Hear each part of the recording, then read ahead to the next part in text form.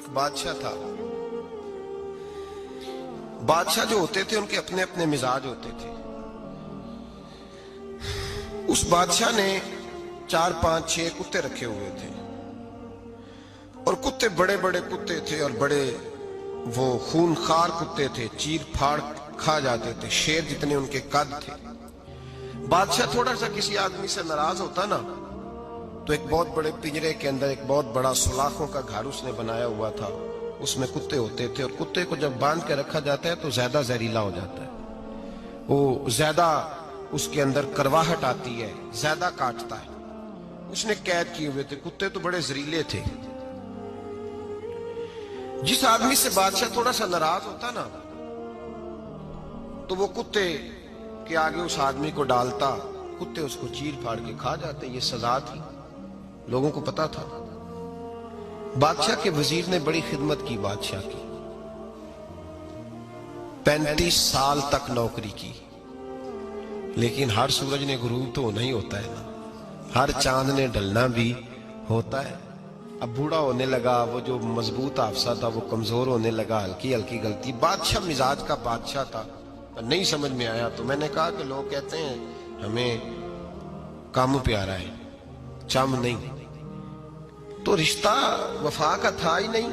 وزیر سمجھنے لگا کہ اب نہ میں بھی غلطیاں کرنے لگا ہوں تو ایسا نہ ہو کسی دن میں بھی ان کتوں کا شکار ہو جاؤں. اس نے بادشاہ سے کہا کہ بادشاہ مجھے آہستہ آہستہ معذرت کرنے لگا, قدم ہٹانے لگا کہ مجھے چھٹی دے دی جائے, اب میں بوڑھا ہو گیا ہوں. لیکن اس نے کہا نہیں نہیں, جب تک میری طبیعت نہیں مانتی تم نہیں جا سکتے.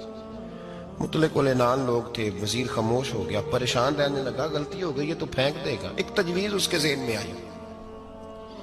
وہ جو پنجرے, کتوں کے پنجرے پر محافظ بیٹھا تھا نا, جو ان کو کھانا ڈالتا تھا, روٹی ڈالتا تھا, گوشت دیتا تھا, اس کو ایک دن کہنے لگا یار تیری ڈیوٹی ہے سارا دن کتوں کو کھانا دینے کی, گوشت دینے کی, تو 2 4 دن ڈیوٹی مجھے نہیں دیتا؟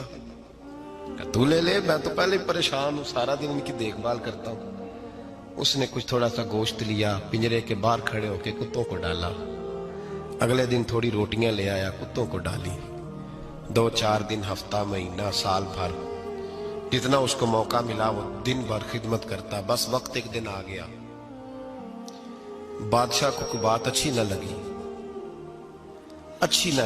اس نے کہا اس بڈھے کو اٹھاؤ اور ڈالو کتوں کے پنجرے میں. ساری زندگی یہاں رہا, اسے ابھی تک نہیں پتا چلا میرے مزاج کا. جب اٹھا کے پنجرے میں ڈالا نا تو بجائے اس کے کہ کتے اسے کاٹ کھاتے, وہ اس کے پیر چومنے لگے. وہ پیر چومنے لگے, ہاتھ چومنے لگے, چاٹنے لگے. تو بادشاہ سامنے کھڑا تھا نظارہ دیکھنے کو کہ چیر پھاڑ کرتے تو خوش ہوا کرتا تھا. خونخوار درندے جیسی اس کی طبیعت ہو گئی. جب دیکھا پیار کر رہے ہیں تو بادشاہ وزیر سے کہنے لگا یہ کیا ہے؟ تو وزیر رو پڑا, کہنے لگا تو سیاستدان تھا تو میں بھی سیاستدان تھا, ساری زندگی سیاست کی لیکن دنیا داروں کے ساتھ رہا تو انجام یہ ہوا کہ مجھے اس پنجرے میں ڈال دیا گیا. دیکھ تو بہت بڑا سیانہ تھا اور میں بھی سمجھدار تھا, وزیر رہا, لیکن ہمارا روح کا رشتہ نہ بن سکا. ارے ہم سے تو یہ کتے ہی اچھے نکلے. تیری 40 35 سال خدمت کی تو تو نے کتوں کے آگے ڈال دیا. انہیں تو چند مہینے روٹی ڈالی ہے, میرے وفادار ہو گئے. چند مہینے روٹی, جنہ تنا وچ عشق نہ رچیا کتے او نہ تھی چنگے. جنہ تنا وچ عشق نہ رچیا کتے او نہ تھی چنگے. مالک دے کر راکھی کر دے سابر بھکھے ننگے. اور بابا بلے شاہ صاحب فرماتے ہیں تو راتی جاگے تے شیخ صدا میں, راتی جاگ دے کتے تے تیتھوں اتے مالک دا در مول نہ چھڑ دے. پاویں مارو 100 جتے تے تیتھوں اتے رکھا سکھا کھا. دنے جار رکھاں وچ ستے تیتھوں اتے ایک برکی دا قدر پچھانن. پاویں مالک ہون ستے, ایک برکی دا اوپر کھڑے ہو کے کام نہیں کرانا پڑتا کہ میں کھڑا رہوں گا تو کام صحیح ہوگا, جاؤں گا تو نہ. ایک برکی دا قدر پچھانن پاویں مالک ہون ستے. پھر اپنے آپ کو مخاطب کیا, کہنے لگے اٹھ بلیا, چل یار منا لے نہیں تے بازی لے گئے. मुल्ला रूमी कहते हैं कि चिड़िया और चिड़ा मुज़क्कर मुअन्नस दोनों इकट्ठे बैठे थे। तो एक बंदा आ गया सूफी, मेरी तरह पगड़ी शकड़ी बांधी हुई, जुब्बे कुब्बे में लगा हुआ। ये जितने फितने आज आपको नज़र आ रहे हैं ना, ये जुब्बों के पीछे निकलते हैं सारे। आवाम बेचारी को तो पता ही नहीं था कि यहाँ भी उलझना है। इन्होंने पकड़ के चक्कर चला दिए। कभी कोई कहानी सुनाते हैं तो कभी कोई कहानी सुनाते हैं, कभी नहीं। और मैं शिकवा करने लगा हूँ, मुझे कर लेने दो। क्या तुमने कभी मईशत पर भी तकरीर की है? हुजूर ने मईशत नहीं दी? क्या तुमने कभी कौम को मुआशरत भी सिखाई है? ये भी तुमने बताया है कि जीना मरना कैसे है? वहाँ उलझाते हो जहाँ नौजवान कहते हैं कि यार तय कुछ नहीं हुआ आपके दरमियान अभी तक। जो कहानी सुना रहा था वो भी बड़े जज्बात में था, रो रहा था। जो रद्द कर रहा था वो भी जज्बात में था, रो रहा था। तो हम किधर जाएं? आपने कौम को किस दोराहे पे खड़ा कर दिया? शिकवा करने लगा हूँ। वो चिड़ा और चिड़ी दोनों बैठे थे। एक बंदा सूफी साफी आ गया, बड़ा जनाब, जुब्बा कुब्बा, बड़ी बात। तो चिड़िया चिड़े से कहने लगी उड़ जाएं, ये शिकारी ना हो। तो चिड़ा कहने लगा नहीं, शिकारियों का लिबास और होता है, ये तो दरवेशों का लिबास है, रहने दो, बैठे रहते हैं। उसने बड़ा समझाया चिड़िया ने, पर चिड़िया की बात मानता भी कोई नहीं ना। कभी कभी मान जाए करे फ़ायदा होता है।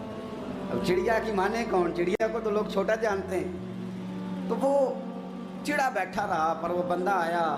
आए हाय, आप यकीन करें, लोग मेरे पास आते हैं तो वली समझ के आते हैं। वो जो मेरे पास वली समझ के, दरवेश समझ के आया, उसे सवाब मिल गया। लेकिन अगर मैंने धोखा किया तो क़यामत में मेरी सज़ा बढ़ जाएगी। मुझसे मेरा रब पूछ लेगा वो तो ठीक था, वो तो तेरी पगड़ी दाढ़ी देख के आया था, तू अपनी बात बता, तेरे अंदर क्या था? तो वो करीब आया ना वो सूफी दरवेश, इल्ला माशाअल्लाह, उसने ना गुलेल पीछे छुपाई हुई थी। उसने गुलेल निकाली और मारी और चिड़ा मर गया। चिड़िया बड़ी परेशान हुई। उसने जाके बादशाह को शिकायत की, जंगल के बादशाह को, शेर को। शेर ने कहा तू फिक्र न कर, बंदा पकड़ लेते हैं। बंदा पकड़ लिया, गिरफ्तार कर लिया, सामने आ गया। तो चिड़िया कहने लगी, शेर कहने लगा चिड़िया से कि अब ना पकड़ तो हमने लिया है, सज़ा हमने नहीं देनी। अगर ये बात आपकी समझ में आ गई ना, मसला सिर्फ लीडरों का नहीं, कारकुन भी बड़े ख़तरनाक हैं। नाराज़ हो गए हो? मसला मुरीदों का नहीं, ये पीरों का नहीं, सिर्फ ये मुरीद भी नहीं कहीं हिलने देते। ये भी नई से नई कहानी रोज़ बना के लाते हैं और आके सुनाते हैं। सुनो, वो चिड़िया से कहने लगे, बादशाह सलामत, शेर साहब कहने लगे कि सज़ा तेरी मर्जी की देनी है, तू बता क्या सज़ा दे। तो चिड़िया रो पड़ी, कहने लगी बादशाह इसे सज़ा कोई नहीं देनी, एक बस हुक्म देना है। उसे कहा वो क्या? तो वो कहने लगी इसे हुक्म करें, अगर इसने शिकार करना है तो लिबास भी शिकारियों वाला पहने। इसने लिबास सूफियों वाला पहनना है और अंदर से शिकारी है। बस इसे हुक्म करते हैं कि इसने शिकार करना है तो लिबास भी, अल्लाह करे आपकी समझ में बात आए। और सियासतदान, तूने लिबास पहन लिया है, खिदमतकार है तू शिकारी।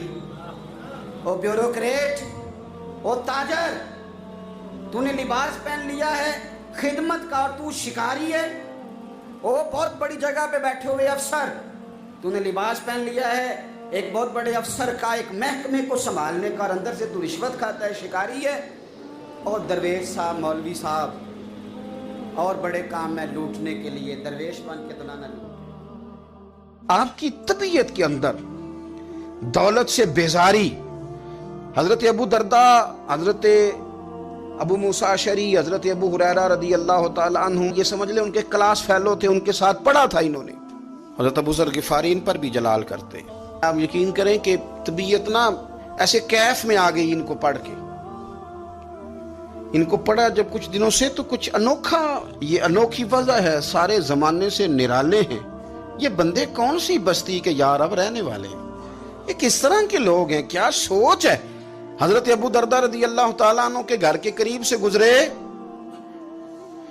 तो हजरत अबू दरदा मकान बना रहे थे।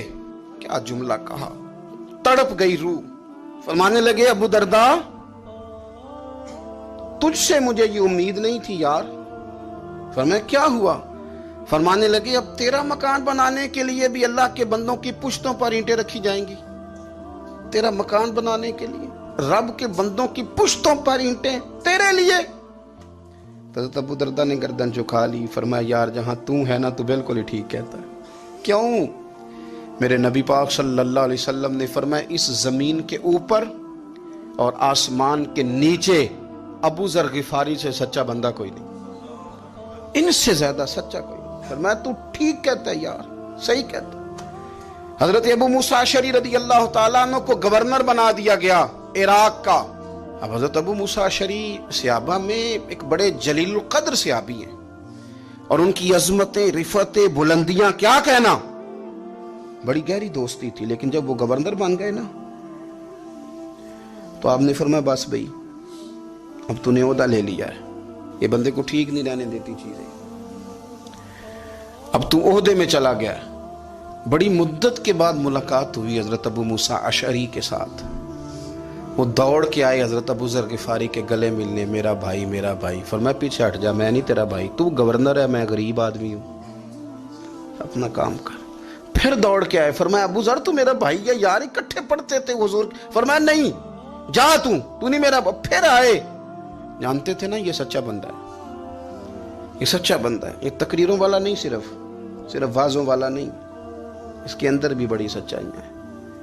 قریب آئے, آ کے کہا یار تو میرا بھائی ہے, میرے سینے لاگ. فرمانے لگے تو تیسری بار آیا ہے, مومن ہے, میں منہ نہیں موڑ سکتا, پر پہلے مجھے بتا گورنر بننے کے بعد تو نے مکان کتنے بنائے, باغ کتنے لگائے, چکیاں کتنی لگائیں, کتنے تو نے چیزیں بنائی ہیں, پہلے بتا.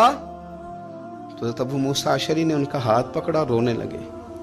کہنے لگے جس محبوب سے تو نے تربیت لی ہے میں بھی انہی کا نوکر ہوں, جن کپڑوں میں میں عراق گیا تھا میرے ہاتھ بھی وہی ہیں. یار کیا بات کرتا ہے تو, میرے وہی ہیں. مجھے بتا اگر یہ عہدے خدمت کے ہم نہیں لیں گے تو پھر کیا ظالموں کو دیں گے, غیروں کو دیں گے؟ نہ کر, کچھ نہیں بنایا. حضرت سیدنا ابو موسیٰ اشعری رضی اللہ تعالیٰ عنہ روئے, اور جب کہا نا کوئی شے نہیں میرے پاس, تو فرمایا اچھا چل آ جا, پھر سینے لگ جا, تو واقعی میرا بھائی ہے. پھر حضرت ابو ذر غفاری نے محبت فرمائی.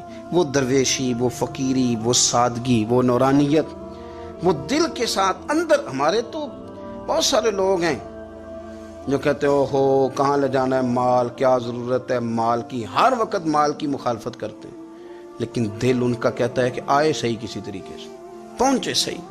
حضور نے فرمایا بعض لوگوں کی زبانیں شہد سے زیادہ میٹھی, دل بھیڑیے سے زیادہ خطرناک. اوپر سے کہہ کچھ رہے ہیں, اندر حالات کچھ اور ہیں. لیکن حضرت ابو ذر غفاری رضی اللہ تعالیٰ عنہ دوری دولت سے, آپ فرماتے کیوں ہیں لوگوں کے پاس مال, کس لیے اتنا مال جمع کیا ہے, کیا ساری غریبی ختم ہو گئی؟